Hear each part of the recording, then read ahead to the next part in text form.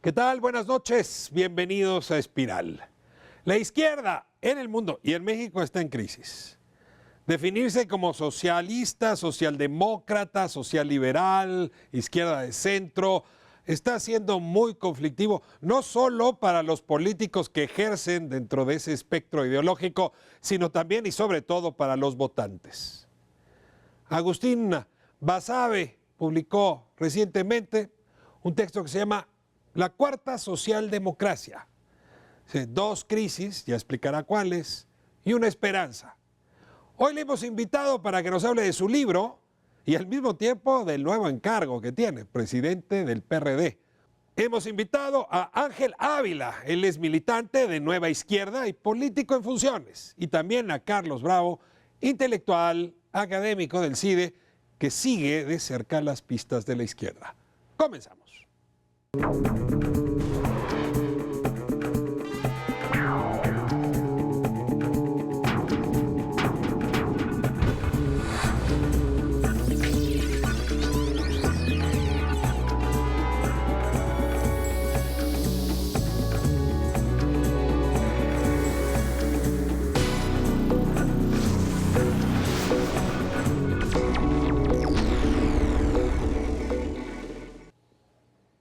Lo prometido, estamos con Agustín Basabe, un intelectual que además dirige un partido político.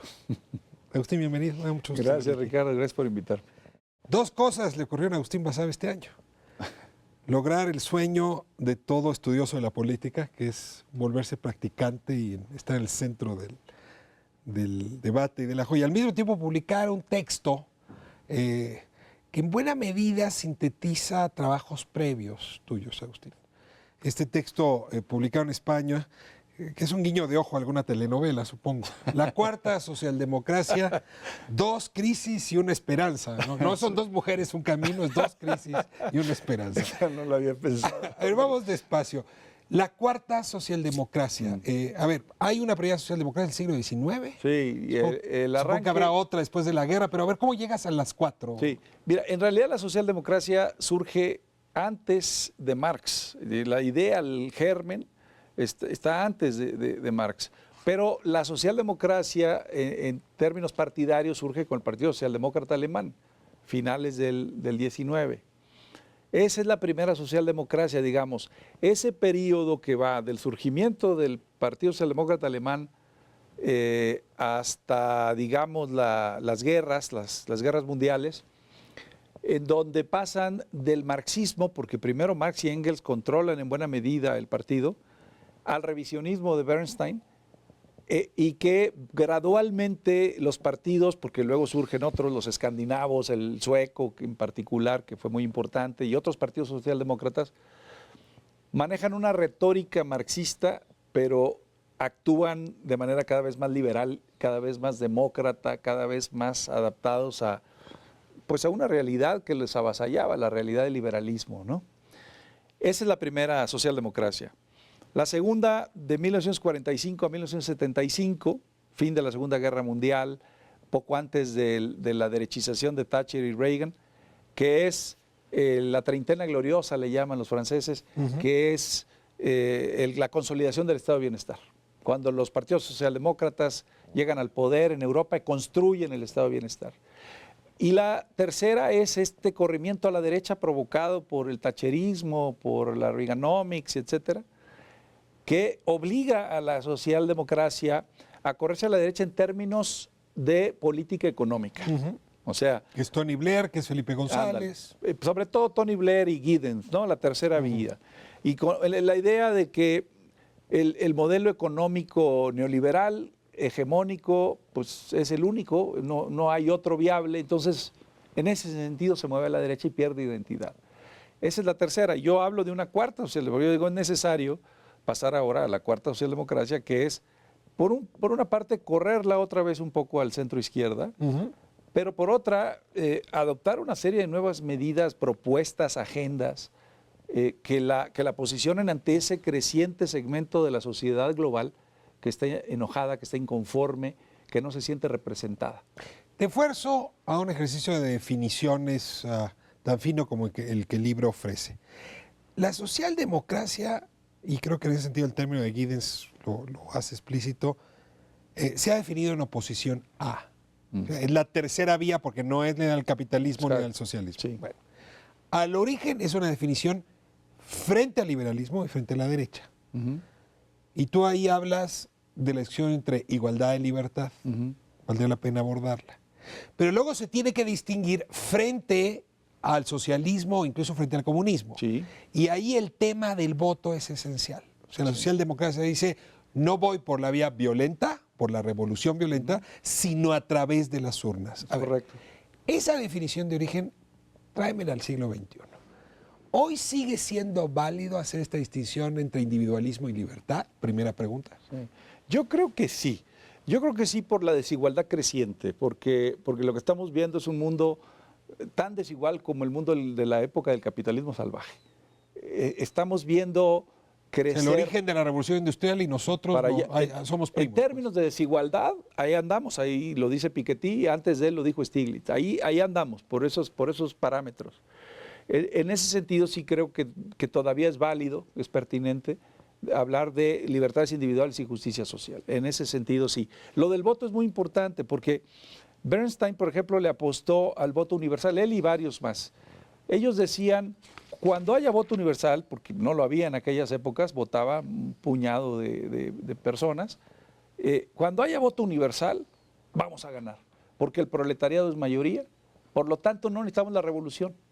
Con el voto universal, el día que ganemos el voto universal, ganamos el socialismo. El socialismo va a llegar al poder. Los cartistas ingleses. Sí. Un movimiento destinado a ponerle corbata a los proletarios, a los obreros de las empresas, para que les permitieran tener su credencial de elector y votar. Sí, claro, pero era la apuesta de la socialdemocracia. Y es donde empiezan a romper con Marx y Engels. Porque dicen, no, ni es inevitable el advenimiento del socialismo, ni es necesaria la revolución violenta. Vamos a irlo construyendo con el voto universal, esa era la bandera, y vamos a irlo construyendo con el liberalismo. Bernstein dice una herejía terrible. Yo creo que mi libro, o trata de ser, si no lo es, una reivindicación de Edward Bernstein. Porque, no, lo es, o sea, abrevas. Sí, porque fue vilipendiado, primero vilipendiado en su época y luego olvidado, ¿no? Y yo creo que hay que releerlo. Y él decía, el socialismo es un liberalismo organizado. Esa es su frase. Y eso provocó una revolución interna. A ver, déjame meterme en esa hebra que estás colocando. Estamos en el siglo XXI. El individualismo es una realidad cotidiana. Sí. Como que hay gravedad en el planeta y hay evaporación del agua. Es decir, es un síntoma de nuestra época. Sí. ¿Puedes construir una visión igualitaria en una era tan individualista? Yo creo que sí, y yo creo que estamos viendo la resaca ya de ese modelo de individualismo exacerbado y excluyente neoliberal. Yo sí la veo. Pero hay otro tipo de individualismo que no sea excluyente y exacerbado. Bueno, es que si tú hablas de las libertades individuales, de los derechos humanos, pues esto nadie lo va a cuestionar. Ese es el liberalismo político. Pero si hablas del liberalismo económico y si empiezas a meterte al tema de que la mano invisible va a hacer que la suma de los egoísmos individuales, ese es otro liberalismo. Perdón que te fuerce, pero una fuerza socialdemócrata puede seguir viendo a los grupos humanos en tanto que abstracciones humanas o tiene que ver a la persona. Yo creo que a los ¿Puede dos. defender derechos solamente de los colectivos o puede ya defender los derechos de la persona? Yo creo que los dos. Por ejemplo, hay una gran contradicción hoy en el mundo entre el progresismo, lo que se llama progresismo, porque hay una parte que es el individualismo, las libertades individuales, lo que yo llamo el liberalismo político, que está casi universalmente aceptado. Pero, incluso la socialdemocracia está dispuesta claro. a aceptar el individualismo político. por supuesto. Sí, claro. No tendrías duda. No tengo duda. Pero hay ya otro grupo, digamos, que habla, por ejemplo, del multiculturalismo. Y los multiculturalistas no te aceptan ese liberalismo político que yo sí acepto y tú también. Ellos te dicen, hay derechos colectivos y derechos sociales que no tienen por qué ser avasallados. Aunque Y te digan se ejercen de manera individual. no, pero ellos te pueden decir, por ejemplo, los usos y costumbres de una región del país, o en el caso de México, del mundo, no tienen por qué remitirse o juzgarse a esa visión de liberalismo individual, capitalista, occidental. ¿No? Eso está. ¿Tomas distancia con ese tipo de socialismo? Yo no estoy de acuerdo con eso. Y tú dirías la socialdemocracia no está cerca de esa visión, no. que desconoce a la persona. Correcto. Ahora, tú haces una distinción, ya la explicaste aquí, te pido que profundices. Dices ahí muy bien, el homo economicus es realismo mágico. Te la voy a voltear. La socialdemocracia abreva de esta lógica de que para reconciliar libertad e igualdad se requiere el tercer valor de la laicísima Trinidad, la fraternidad. Sí. Hoy en día, el homo fraternitatem, déjame utilizar el latín, ¿no es igualmente realismo mágico? Si tú puedes apostar por el homo fraternitatem para oponerse al homo económico. Yo creo que sí. Al final, en las conclusiones lo digo, y cito curiosamente a un biólogo evolucionista, no sé si lo recordarás, David Sloan Wilson, que escribió un libro que se llama Darwin's Cathedral, la Catedral de Darwin, que es un biólogo evolucionista, y él habla de eso, y él dice que sí es posible. Él se pone, por ejemplo, a lo del selfish gene, el gen egoísta. Y él empieza a decir que sí existen maneras, habla de los organismos, pero luego lo extrapola a las sociedades, de que se generen incentivos para la fraternidad. Y que no es así un voluntarismo utópico de que vamos a ser todos hermanos, no, poner incentivos concretos para construir comunidad. Para construir comunidad. Él dice eso y yo por eso lo cito al final. Muchos se sorprendieron de que lo citara porque además él es muy polémico, porque él es cristiano, es un biólogo americano, pero que se opone un poco a Hawkins en fin, ha polemizado mucho en otros términos, pero tiene esa idea que a mí sí me parece muy buena, que sí es posible generar comunidad y que sí es posible, con incentivos correctos, hablar de esa fraternidad de la que tú hablas. Y tú dirías, hay una corriente política del pensamiento que tendería a construir políticas que incentiven la construcción de comunidad y del homo fraternitatem. Me muevo a la otra gran definición. Ya es difícil hoy encontrarse un socialismo que no apueste por los votos, digamos, animales que existen, ahí está Corea del Norte, ahí está la China, pero claramente gran parte de la izquierda que sobrevive es una izquierda centrada en los votos. Sí. Y frente a este triunfo traes un enorme desencanto contra Bernstein. Es decir, un poco la idea es, pues miren, no es cierto que el sufragio universal nos iba a igualar, porque aún con sufragio, sufragio universal, como diría aquel, hay unos más iguales que otros. Sí. El que puede pagar campañas muy costosas, el que puede tener campañas televisivas muy intensivas. Es decir, a ese le está yendo mejor con las elecciones que a otros. Y por lo tanto no es cierto que el voto nos iguala. Es correcto. De esfuerzo, desde la socialdemocracia hay que hacer una revisión frente a ese postulado, que lo hace ser libre y te pediría que lo hicieras explícito. A ver, cuando se logró el voto universal, y volvemos a la treintena gloriosa, 45-75, que mira, dígase lo que se diga, la socialdemocracia construyó las sociedades más libres y justas de la historia de la humanidad. Esas. Las menos injustas. Bueno, o las más justas, es cuestión de enfoques, pero estamos hablando de la etapa del 45 al 75, ve los indicadores. En Estados Unidos también, porque en Estados Unidos también entró el New Deal y todo esto.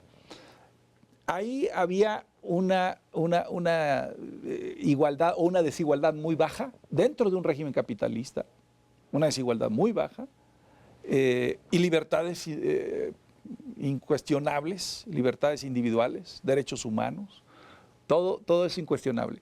Y el voto sí servía, el voto universal por el que tanto lucharon los socialdemócratas, sí sirvió porque cuando votaron los obreros, por ejemplo, llevaron al poder a los socialdemócratas. Pero ¿qué pasó después? Pues que de alguna manera la socialdemocracia acabó su propia tumba, porque redistribuyó la riqueza, generó estas sociedades menos desiguales, etcétera, y les dio a los obreros algo que perder, además de sus cadenas, como decía Marx. Marx decía, la revolución es inevitable porque el proletariado no tiene nada que perder más que sus cadenas. Bueno, pues les dio mucho que perder además sus cadenas, porque los obreros europeos de esa época tenían casa propia, tenían a veces automóvil, acciones en la bolsa. Es decir, elevó el nivel de vida del proletariado, lo volvió pequeño burgués. Lo volvió clase media. Claro. Y entonces les dio cosas que perder. Y cuando llega Thatcher y les dice a esos obreros que ya se vuelven un poquito conservadores, porque tienen algo que conservar, y les dice, yo les voy a bajar los impuestos, que eran altísimos, yo les voy a bajar los impuestos y les voy a dar más libertades, pues venga, ¿no? Ya está el piso, ya estaba el sistema de salud universal, ya estaba la educación gratuita universal, ya estaban las pensiones, adelante. De alguna manera yo digo que la socialdemocracia, la segunda socialdemocracia, acabó su propia tumba. Te detengo ahí, porque hay una hipótesis alternativa. Los 30 gloriosos se mantuvieron por lo que tú llamas ahí el Estado benefactor. En Francia lo llaman el Estado providencia o providencial. Que además de cobrar impuestos, tenía déficit alto, vivía de la deuda, imprimía papel moneda con singular alegría y lo mejor, no pasaba nada. No, pero... Se acaba esa posibilidad. Tienes que reducir déficit, no puedes vivir de la deuda, no puedes tener tasas de inflación altas, no puedes ajustar y devaluar tu moneda cada que te da la gana. Y en ese momento los fundamentos del modelo del Estado benefactor se caen. Es correcto, pero es al final. Y no hemos sido capaces de imaginar un Estado distinto, ¿o sí? No, pero eso es al final, ¿eh? Los primeros años, los primeros 25 años de esa treintena, esos primeros 25 años, la inflación era baja, el desempleo era muy bajo, el crecimiento era alto, no había déficit. Claro, ¿qué empieza esta crisis de que tú mencionas? La crisis del estado de bienestar. La empieza la guerra de Yom Kippur, porque eso provoca que la OPEP cuadruplique los precios del petróleo. Y eso le pega a los estados europeos. Y Nixon dice, yo no voy a seguir subsidiando su chamba. Exactamente. Entonces, todo eso, más el envejecimiento de las sociedades, el encarecimiento de todos los sistemas sociales. 1981 se acabó. Es correcto. Se acaba. Después de ese momento, la izquierda ha sido incapaz de producir un modelo de Estado que devuelva condiciones similares. No podría estar más de acuerdo contigo. Y es lo que digo en el libro. Digo, la izquierda cayó... La izquierda intelectual, la inteligencia de izquierda cayó en un marasmo, no supo qué hacer. Y el derrumbe del bloque socialista, el derrumbe de la Unión Soviética fue devastador.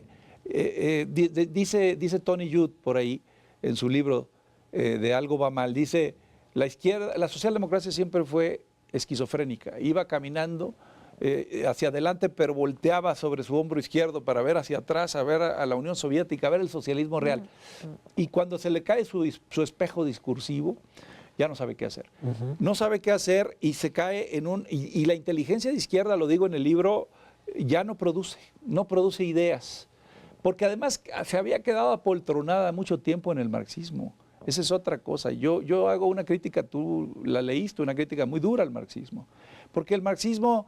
Si bien fue una idea genial y fue una construcción intelectual portentosa, después se convirtió en un ancla que impedía que volaran las mentes de izquierda y que crearan cosas nuevas. Y ya no sabían qué hacer, y entonces se dedicaron a criticar el neoliberalismo, a hacer críticas brillantes del neoliberalismo, pero no proponían nada viable y alternativo. Hasta que empiezan por ahí, por allá, cosas. Ahí cito un libro nuevo de Paul Mason que se llama Post-Capitalism, muy bueno, que ya te empieza a generar otras ideas diferentes. Ya empieza a haber creatividad. Esa creatividad que se perdió empieza a resurgir poco a poco. Ahora, ya no es posible que el socialdemócrata mire a través de su hombro izquierdo a ver qué están haciendo los países comunistas. Exacto. Porque lo rebasaron por arriba. Sí. Lo que llamas el poscapitalismo son estas nuevas expresiones políticas, ciudadanas. Tú estuviste muy cerca, yo soy 132. En el libro mencionas a Podemos, mencionas a Ciudadanos, a los Ocupas, que son una expresión que va a una velocidad mayor de lo que el talento socialdemócrata ha sido capaz de proponer. Es correcto. Déjame irme a esta última pregunta antes de irnos a corte.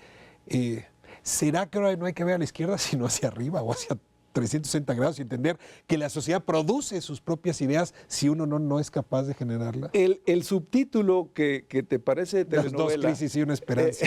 el subtítulo telenovelesco tiene que ver con eso. Es que la crisis, yo digo, la tesis del libro es la crisis de la socialdemocracia propició la crisis de la democracia representativa. Porque esa gente que sale a la calle en España, los indignados, o los ocupas en Estados Unidos, o tantos, yo soy 132, esa gente que sale es gente que normalmente votaría por un partido de izquierda, pero que cuando voltea al espectro ideológico ya no encuentra partidos de izquierda. Todos están dentro del establishment. Y entonces se asolvan los canales de participación democrática y se anega las calles. Eso, y por eso digo yo que las dos crisis están mezcladas, están entreveradas. La esperanza es mía. Al final, O sea, la esperanza está en único, todavía es tuya. La esperanza es mía porque propongo un nuevo proyecto civilizatorio y una serie de cosas así medio raras. Me voy a ir a corte y quiero invitar a un intelectual de izquierda al que respeto mucho, a Carlos Bravo, y a un político practicante también de la generación más joven, Ángel Ávila, para que vengan aquí a conversar Espléndido. sobre tu libro. Espléndido. Y sobre lo que eso quiere decir para México y la generación que sigue. Excelente. Entonces voy a corte y regresamos un momento para seguir hablando de las dos crisis y la esperanza que hoy dice Agustín Basabe solo es suya, pero no creo que solo sea suya. Volvemos.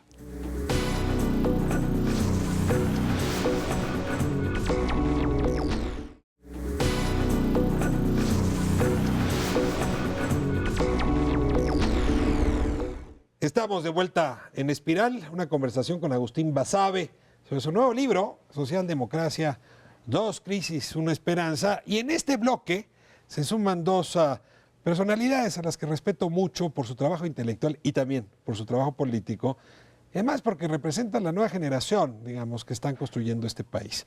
Le doy la bienvenida a Carlos Bravo para que se presente. Muchas gracias, Ricardo. Mi nombre es Carlos Bravo Regidor, soy profesor asociado en el CIDE y bueno, tengo cierta afinidad, cierto interés en la izquierda, soy simpatizante de Democracia Deliberada y bueno, he seguido con mucha atención el proceso de renovación de la dirigencia del PRD. Bienvenido, Carlos. Muchas gracias, Ricardo. Tenemos de nuevo a Agustín Basabe, le voy a pedir que se presente para cubrir con la formalidad. Agustín Basabe, autor del libro La Cuarta Socialdemocracia, presidente nacional del PRD. Muchas gracias, Agustín, por estar aquí. Y me da mucho gusto tener por primera vez a Ángel Ávila.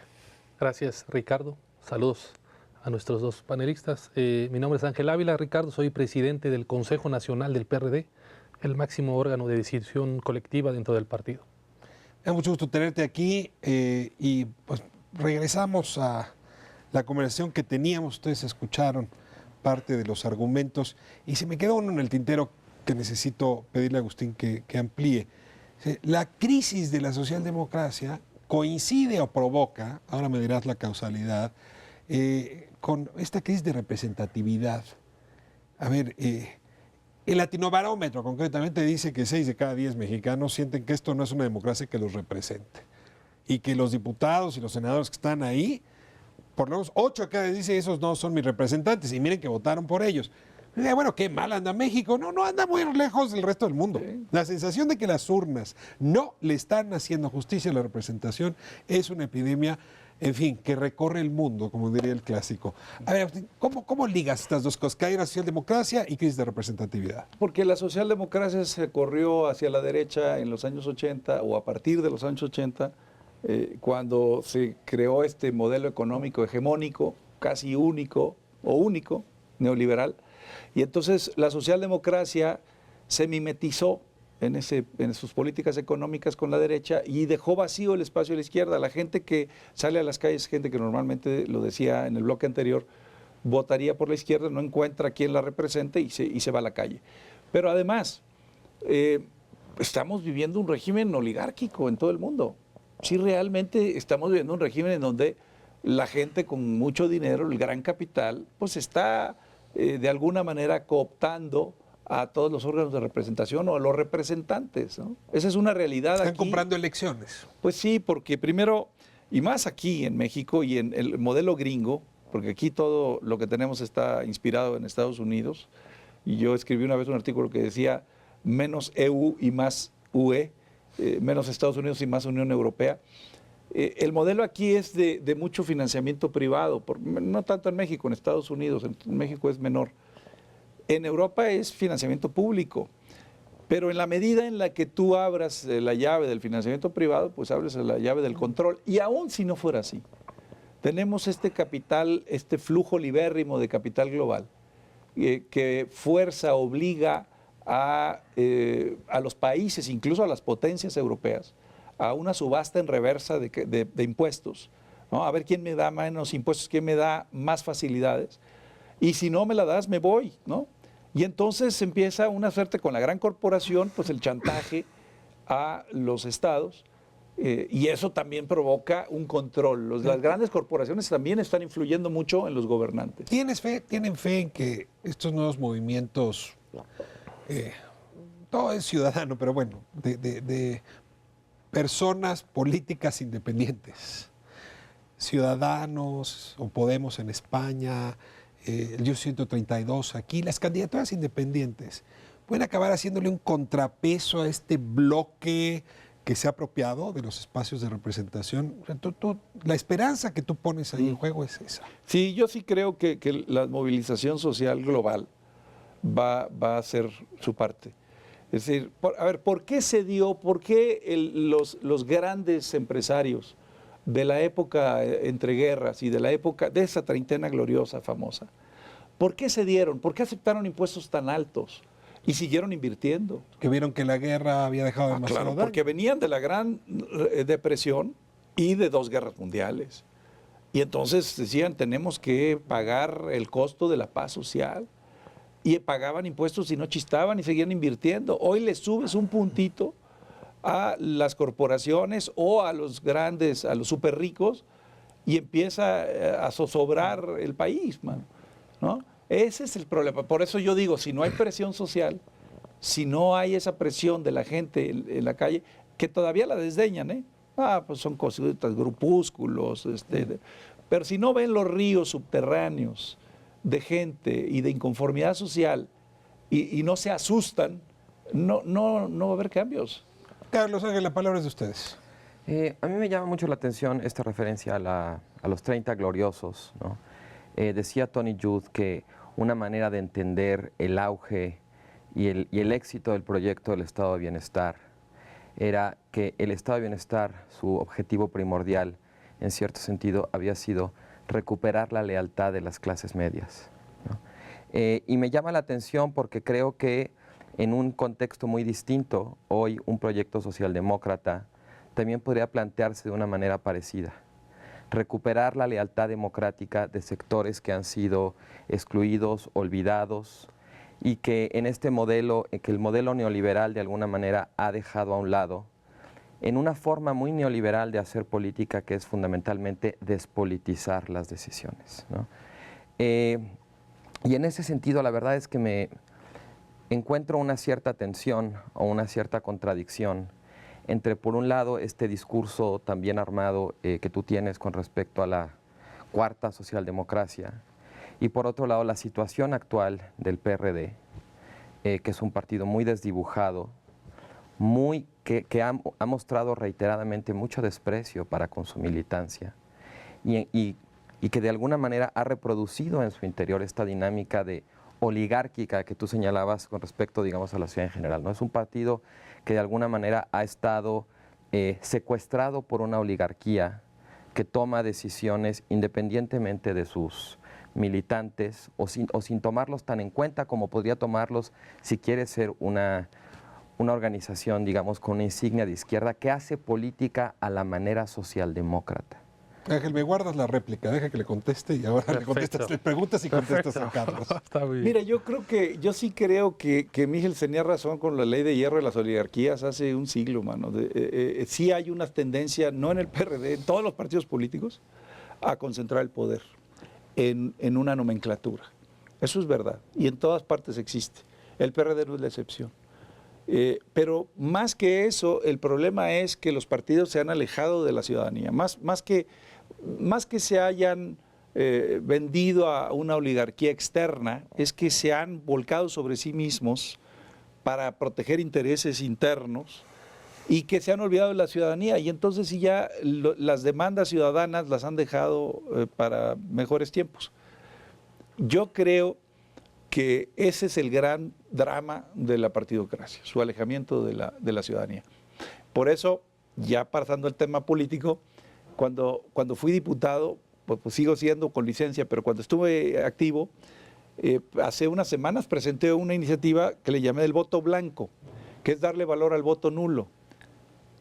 Es empoderar al ciudadano. Hoy tú anulas tu voto y tu voto no tiene valor. Tú protestas contra el sistema de partidos y tu voto se tira a la basura, no sirve, no tiene consecuencias. Yo propongo en mi iniciativa que se le ponga un recuadro a la boleta que diga voto blanco, para distinguir el voto blanco del voto nulo accidental, porque a veces se anula por otra razón. Entonces, la gente que cruce ese recuadro que dice voto blanco va a estar protestando contra el sistema de partidos. Se van a sumar esos votos y se van a restar del listado nominal de electores, que es del cual sale la bolsa de las prerrogativas y de los subsidios a los partidos. De manera que a mayor voto nulo, menos dinero a los partidos políticos. Ese sí es un incentivo para que los partidos se acerquen a la sociedad. Y ese, dicho sea de paso, lo propuso un diputado perredista, que fui yo. No creas que les hizo mucha gracia a otros diputados de todos los partidos que dijeron, estás fomentando el voto nulo. Lo que estás haciendo es fomentar el voto nulo. Y dije, no, yo estoy incentivándonos a nosotros a que nos acerquemos a la gente y a la sociedad. Y que nos peguen donde nos duele, en la bolsa. Ángel. Mira, regreso al tema sobre la crisis de la representatividad política. Creo que aquí tendríamos que echar un vistazo a lo que ha dicho José Waldenberg los últimos años. Es decir, ha habido una gran expectativa sobre el sistema democrático, que la democracia nos puede cambiar el nivel de vida de los mexicanos, que debiéramos tener mejores estadios de desarrollo. Y lo que dice Waldenberg es, efectivamente, ahora tenemos pluralismo político en la Cámara, en los partidos políticos, en las elecciones ya no está muy claro quién puede ganar, hay una competencia política real, hay participación ciudadana. Las últimas elecciones presidenciales ha votado casi el 70% del padrón electoral en el sistema de partidos, en el sistema democrático, pero el bolsillo de la gente sigue estando igual o peor. Coincido bien con lo que dice Agustín. Hay un régimen oligárquico en donde la riqueza se ha concentrado en los deciles más altos. Hay una gran pobreza, no solo en términos económicos, sino en falta de oportunidades. Creo yo que eso hace que los partidos políticos pierdan cierto valor a la hora de la representatividad, porque la sociedad dice, a mí de qué me sirve que en la Cámara de Diputados haya 10 partidos políticos si al final mi bolsillo sigue estando igual. Y creo que ahí hemos avanzado en temas de derechos humanos, hemos avanzado en temas de agendas políticas, de participación. El tema de las candidaturas independientes salió de la iniciativa de la Cámara de Diputados, impulsada por muchos partidos, principalmente por la izquierda, porque creo yo que al final al ciudadano hay que darle estas opciones políticas en las cuales él se sienta representado. Y creo que si los partidos políticos no estamos siendo esa vía, se están buscando otras alternativas, como está claramente establecido. Han tenido éxito los candidatos ciudadanos y este tipo de movimientos que no son solo partidistas o electorales. Creo yo que si vemos en ese contexto, creo yo que el PRD tiene el reto, lo sabe bien Agustín, de volver a representar esas causas sociales, de tener iniciativas políticas en los parlamentos que le puedan beneficiar a la gente, pero de manera tangible, porque si no vamos al tema de las agendas. Es importante el avance en el tema de los derechos humanos, pero mientras no tengamos una opción clara sobre un nuevo régimen económico, como bien lo dice Agustín, donde no fortalezcamos al Estado, que es el gran redistribuidor de la riqueza. Tenemos un Estado achicado, limitado, por poderes fácticos, institucionales, legales e ilegales. Cada vez el Estado tiene menos decisiones porque las decisiones importantes de este país se toman en otros espacios. Yo creo que hay un elemento que sí necesita estar en esta discusión. Entiendo bien que hay una gran demanda por equidad o por igualdad, más sentida justamente por esta asimetría obvia en los indicadores, esta concentración del poder económico. Pero yo no creo que sea el único argumento de la crisis de representatividad. Hay otro tema, y le pega muy duro a la izquierda: corrupción. Claro. A ver, se creyó algún día que el conservador tenía el monopolio de la corrupción, pero no, la izquierda se ha revelado tanto o más corrupta que la derecha y que todo. El PRD está herido con temas de corrupción. Yo no creo que el resto de los partidos de izquierda, incluyo Morena, puedan aventar la primera piedra. Y claramente, si no se resuelve ese dilema, y lo mencionas tú en el libro, la crisis de representatividad va a seguir siendo grave, aun si se lograra una política fiscal muy eficiente, redistributiva. Si en el gasto del presupuesto hay corrupción, ¿para qué cobrar más impuestos?, dirían otros. No, estoy totalmente de acuerdo. Y de hecho, tan es así que entre estos movimientos ciudadanos, estos que empezaron con los globalifóbicos en los 90 y que ahora se manifiestan en España, en Estados Unidos, en muchas partes del mundo, han derivado en partidos políticos. Podemos es el emblemático, pero está Ciudadanos. Ciudadanos viene de la derecha. Ciudadanos es un partido de movilizados de derecha o de centro derecha, lo cual te dice que no todo la inconformidad contra el establishment viene de eso, de la injusticia y de la desigualdad. También viene de la falta de capacidad para tomar decisiones políticas y de la corrupción. O sea, es una queja contra la corrupción de los aparatos. Ciudadanos tiene un discurso anticorrupción muy eficaz y no son, ves sus proyectos económicos son muy parecidos a los del PP. Sí, es más, están cerca del PP en su modelo económico, y digo, ellos no cuestionan las bases del modelo neoliberal, pero tiene mucha gente, ganaron su elección en Barcelona. Están ahí porque están enojados con la corrupción, no solamente con la desigualdad. Planteo duro la pregunta, pero antes de irnos a corte. ¿Y ves a los partidos tradicionales, ven a los partidos tradicionales con ánimo de confrontar, no de promulgar una iniciativa anticorrupción o de colocar instancias que presionen, no, de confrontar su propia corrupción, de revisar la propia casa? Pues ¿o es un tema estructuralmente imposible? Déjenme irme a corte y regresamos. Sigan en Espiral, por favor.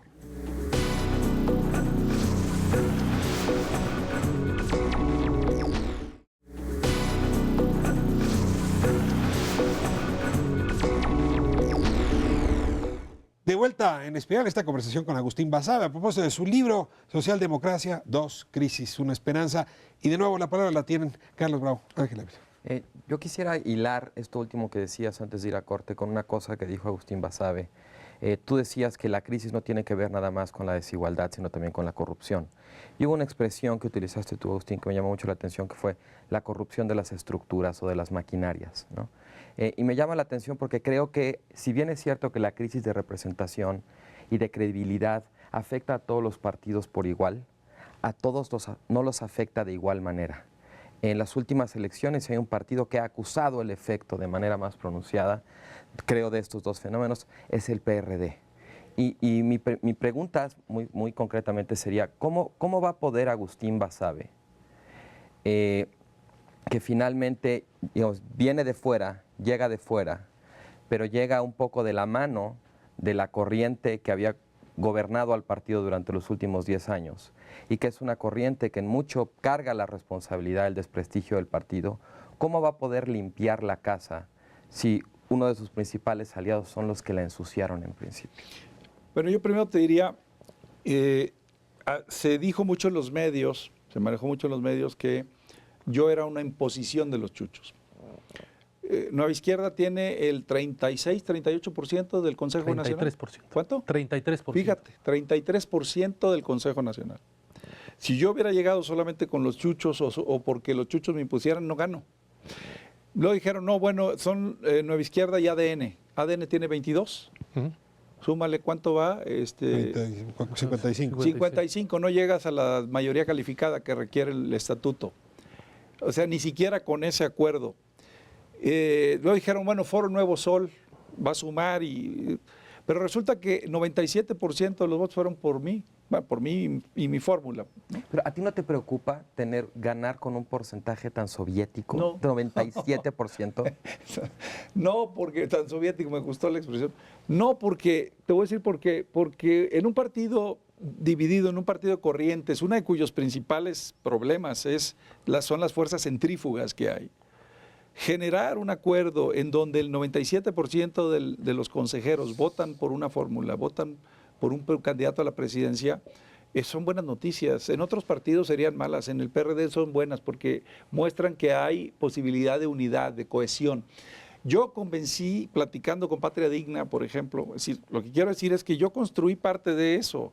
Yo me senté con Patria Digna, una de las corrientes rebeldes, digamos, y los convencí y votaron por mí. Y yo me senté con IDN y los convencí y votaron por mí. Me senté con consejeros en lo individual, muchos con ellos, a platicar, a ver, ¿cuál es tu proyecto? Aquí está mi propuesta. Y los convencí. Algunos me dijeron, de los más duros, digamos, me dijeron, vamos a votar por ti, pero con reservas, y te otorgamos el beneficio de la duda, no estamos seguros.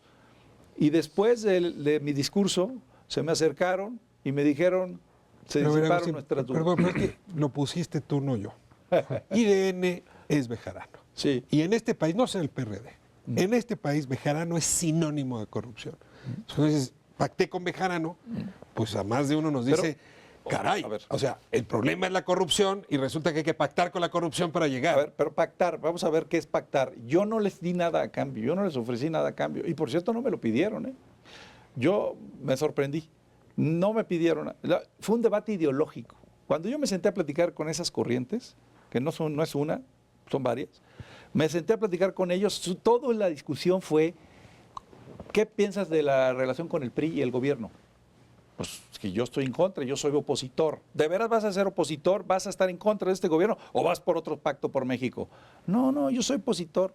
Ok, bueno. ¿Y qué piensas del modelo neoliberal? Esas fueron las discusiones. De veras, fueron discusiones ideológicas y políticas. Nunca en ningún momento hubo, a ver, ¿qué posiciones nos vas a dar? Ángel, tú eres de izquierda. Rapidísimo. Sí, ¿Hay posibilidades de enfrentar la corrupción en la izquierda? Sí, claro. Mira, nosotros tuvimos un Congreso Nacional en septiembre y aprobamos una serie de medidas de nuestros gobiernos, nuestros legisladores locales, de nuestros legisladores federales, por lo menos de iniciar con una serie de acontecimientos. El tema del 3x3, por ejemplo. Yo felicito a Agustín. Agustín es nuestro presidente nacional y ya presentó su declaración de 3x3. El único de los tres grandes partidos que lo ha presentado. El presidente de la Cámara de Diputados, el presidente del Congreso, Jesús Zambrano, presentó 3x3. Es decir, la izquierda creo que no debe temerle a las críticas y deben ser bienvenidas y escuchadas y atendidas. Creo que estamos nosotros echando a andar el elefante de que nuestras dirigencias y nuestros militantes entiendan que el tema de la transparencia es un tema que la ciudadanía sí está con el ente puesto. El tema de las redes sociales es muy importante, porque ahora ya no se pueden esconder este tipo de debates. El tema de la transparencia, es más, debe ser un incentivo electoral, porque ahora tenemos a una ciudadanía que es cada vez más crítica con la clase política y que necesita ese tipo de incentivos de decir, bueno, estos partidos políticos están haciendo bien su trabajo, están conectando bien con la gente con buenas propuestas, pero están empezando con el ejemplo en la casa. ¿Cabe perseguir corruptos dentro de los partidos? René Bejarano estuvo en la cárcel bajo proceso. Yo quiero comentarte que ningún gobernador priista está en la cárcel. Humberto Moreira está, todo el mundo sabe que está en España. Granier. Andrés Granier. Bueno, ¿y quién lo mete? Un gobernador perredista que se llama Arturo Núñez, que se da cuenta del desfalco y que no va a ser tapadera. Creo yo que hemos hecho acciones, no son suficientes, pero creo yo que si la izquierda no toma este momento histórico de la transparencia con los ciudadanos, vamos a un proceso de debilitamiento. Al contrario, creo que la transparencia debe ser la nueva bandera de esta nueva etapa del partido y creo que todos debemos poner nuestro grano de arena en eso. Carlos. Yo quiero insistir en el tema, o sea, me gusta la idea de un partido de izquierda que tiene por un lado un ideario o un programa socialdemócrata, pero que por el otro lado también quiere hacer política a la manera socialdemócrata. Y cuando digo hacer política me refiero, bueno, de entrada, esta cosa que ya se ha dicho de acercarse a la ciudadanía, de retomar causas o demandas populares, pero creo que hay un actor muy importante en esto, muy olvidado, muy despreciado dentro de todos los partidos, pero particularmente dentro del PRD, que es la militancia. Yo eché mucho de menos que siendo un partido de corrientes y habiendo en un principio varios candidatos con muchos méritos, al final fuera una votación pues de un órgano muy restringido en el que no participaron las militancias, en el que terminaron bajándose quienes querían competir, solo quedó, digamos, en pie la candidatura, si no me recuerdo, de Fernando Belauzarán, pero todos los demás se fueron bajando. Es decir, fue un proceso como que en principio parecía muy prometedor y que terminó siendo muy deslucido. Sí. Que no, a mí no me parece representativo de esa manera de hacer política socialdemócrata, como la que se finca a la esperanza de la que tú has estado hablando, ¿no? Déjame decirte, yo entiendo esa crítica y la respeto, y eso del porcentaje soviético me gustó la frase. Pero de veras en el PRD son buenas noticias, porque no se dan esos consensos. Es raro. Es raro que se concite un acuerdo entre todos, y que estén de acuerdo en algo, y que no se peleen, y que no haya rijosidad, y que no haya gritos y sombrerazos, y que no se recuerden el 10 de mayo. Es raro. Es decir, en otros partidos serían noticias malas, aquí son noticias buenas. Mira, muy rápido. Agustín dijo, yo quiero la elección más libre, ojalá pueda ser con urna. Belauzarán, comentamos lo mismo. El tema es que nuestra legislación no lo permitía. Estamos en una situación extraordinaria. Jamás había renunciado un presidente del PRD. Y tuvimos que ir con el estatuto que teníamos. Tal vez no era el mejor. Nunca se nos ocurrió a los perredistas que un presidente pudiera renunciar. Tiene carácter más o menos de presidencia interina. En ese Así sentido. es, así es un presidente sustituto. No se podía porque era una propuesta de la mesa Pero sí pudieron reformar el estatuto hacia los consejeros nacionales. para que llegara un presidente externo y no pudieron reformarlo para eso. Y fue lo que mismo le dijimos a Fernando Belauzarán, por ejemplo. Fernando, tú pediste que fuera una elección en urnas. Nunca te paraste en el Congreso Nacional, los compañeros de Democracia de Libertad, que son militantes, a presentar una propuesta para un tema así. Me quedan 5 minutos y necesito hablar del elefante. Es correcto. Es moreno, es alto, va creciendo.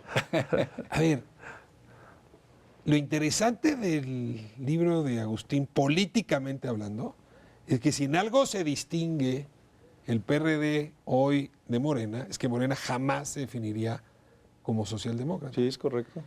El PRD ha estado viendo por el hombro izquierdo a López Obrador desde hace rato. Sí, está bien. Cabe que seas el presidente que se vea rebasado por el vehículo izquierdo. A ver, te pregunto, les pregunto, ¿dónde está Morena en toda esta discusión? Yo te voy a decir lo que a mi juicio es la diferencia, o la que yo, del partido, el PRD que yo concibo, el PRD que yo propongo, lo que yo llamo el renacimiento del PRD, de eso con Morena, como yo lo veo. Nosotros le apostamos a cambios estructurales, a cambios institucionales y legales, más que a liderazgos providenciales. O sea, concretamente, yo lo propuse, también presenté una iniciativa en la Cámara para una nueva constitución, para hacer una nueva constitución en México. Yo creo que la que tenemos, no y solamente... sistema parlamentario. Y régimen Estás pidiendo las parlamentario, dos cosas. correcto. Y yo creo que la que tenemos es obsoleta, tiene 64,000 palabras, es la segunda más extensa del mundo, si mi memoria no me traición, después de la India, es incoherente, pero además no hay noción de exigibilidad de los derechos sociales, en fin, tiene muchas cosas. Pues digo, vamos por una nueva constitución y vamos a hacer cambios estructurales. El PRD está, pues ya no es mía la propuesta, está en el programa del PRD ya esto, en el Congreso Nacional se adoptó a propuesta mía, de que vayamos por una nueva constitución. En eso también coincidimos con Cuauhtémoc Cárdenas y su grupo, por cierto. ¿Qué dijo Andrés Manuel al respecto? Dijo, yo restauraría la Constitución de 1917. Esa fue su declaración. La Constitución de 1917, entre otras cosas, las mujeres no podían votar. Por poner un ejemplo, ¿no? Es decir, no es posible hacer eso.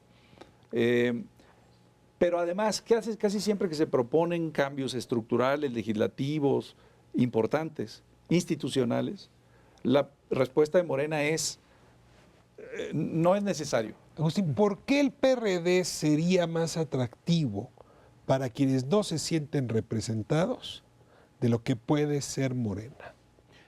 Bueno, yo quiero pensar por eso, porque nos vamos a abrir, porque estamos abriendo puertas y ventanas, porque estamos tendiendo puentes con la ciudadanía, con la sociedad, porque vamos a tratar de tomar sus causas.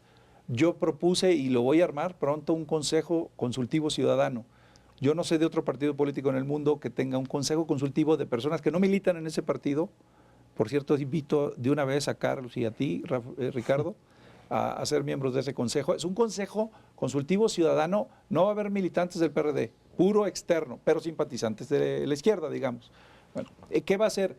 Se va a convocar, lo va a convocar el presidente del partido, para que nos digan que a juicio de ese consejo y de esa gente que donde van a estar representados intelectuales, artistas, etcétera, qué debemos hacer, que hagan recomendaciones, que hagan propuestas de transformaciones del partido. Se nos fue el tiempo, Ángel, conclusiones, Carlos. Muy rápido.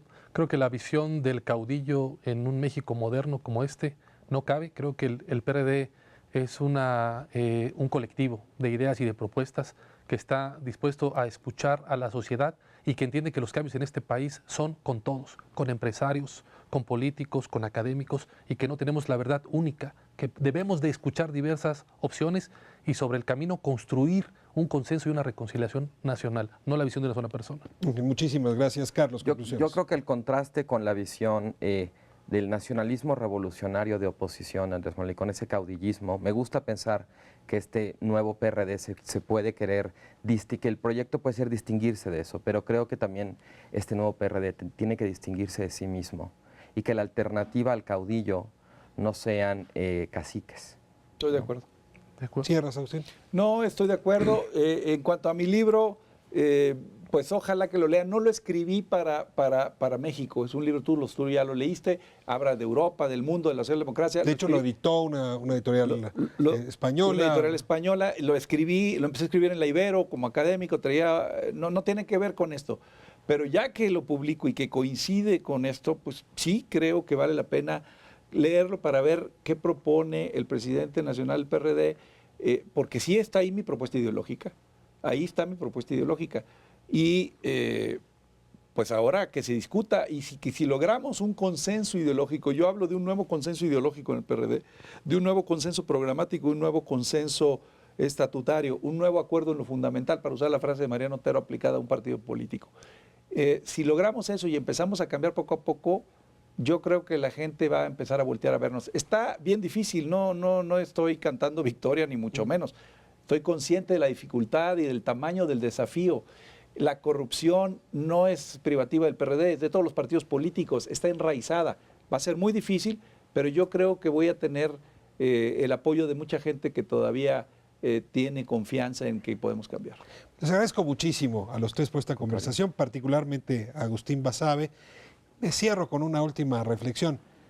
Si el voto nulo, el voto blanco, las candidaturas independientes, el rechazo a la partidocracia lograron lo imposible, que en una era donde el pragmatismo es la regla de todos los días, un intelectual se hiciera presidente de un partido político, hay que seguir apostando por estas otras formas de participación. Por lo menos airean la recámara, permiten pensar desde otra óptica. No le caería mal a la derecha una cosa similar. Les agradezco muchísimo esta oportunidad. Gracias a usted por habernos permitido entrar a sus hogares. Nos vemos próximo miércoles aquí en su canal 11 Espiral.